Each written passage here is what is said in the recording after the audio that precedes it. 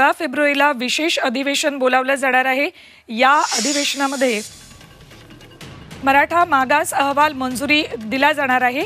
त्याआधी बुधवारी कॅबिनेट बैठकीचं आयोजन करण्यात आलं आहे। बैठकीत मागास अहवाल मंजुरी दिली जाणार आहे। अपडेट्स घेऊयात आमचे प्रतिनिधी सागर कुलकर्णी यांच्याकडून। सागर, 16 फेब्रुवारीला विशेष अधिवेशन बोलावलं जाणार असल्याचं कळतंय।